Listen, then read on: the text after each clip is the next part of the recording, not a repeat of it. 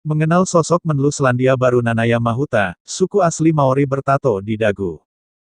Perdana Menteri Selandia Baru Jacinda Ardern menunjuk Nanaya Mahuta sebagai Menteri Luar Negeri perempuan pertama yang merupakan keturunan suku asli Maori.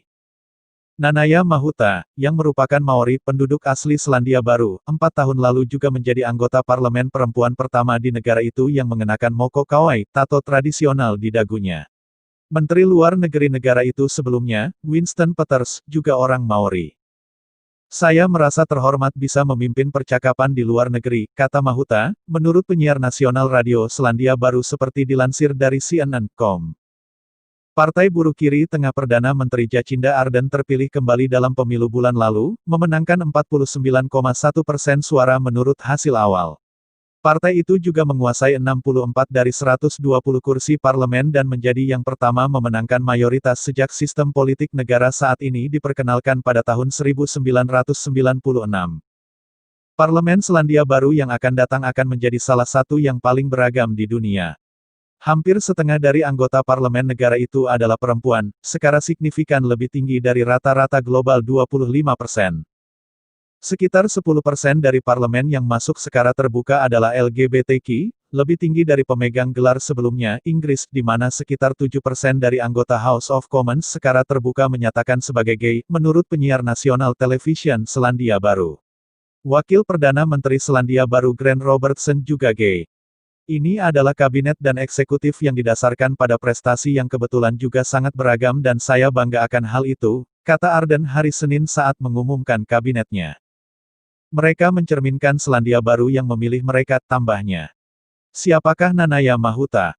Mahuta pertama kali terpilih menjadi anggota parlemen pada tahun 1996, dan sebelumnya telah memegang sejumlah jabatan, termasuk Menteri Pemerintahan Daerah dan Pembangunan Maori.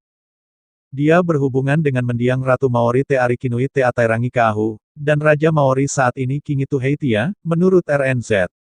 Gerakan Kingitanga, atau Maori King, sudah ada sejak lebih dari 160 tahun yang lalu dan merupakan kehadiran politik yang signifikan di Selandia Baru. Pada 2016, Mahuta mengambil bagian dalam upacara tradisional Moko, atau desain tato Maori, dan menjadi wanita pertama yang mengenakan Moko Kawai ke parlemen. Moko sangat simbolis dan berisi informasi tentang leluhur, sejarah, dan status seseorang. Ada juga aturan sakral seputar Tamoko, tindakan menerapkan Moko pada seseorang. Secara historis, Moko diaplikasikan dengan pahat tetapi sekarang mesin tato sering digunakan. Pada saat itu, Mahuta mengatakan dia belum terlalu memikirkan bagaimana tatonya akan menjadi terobosan baru. Saya baru saja memikirkan tentang proyeksi yang lebih panjang dari perjalanan hidup saya dan karena saya ingin maju dan memberikan kontribusi. Itu hal utama bagi saya, katanya, menurut laporan RNZ.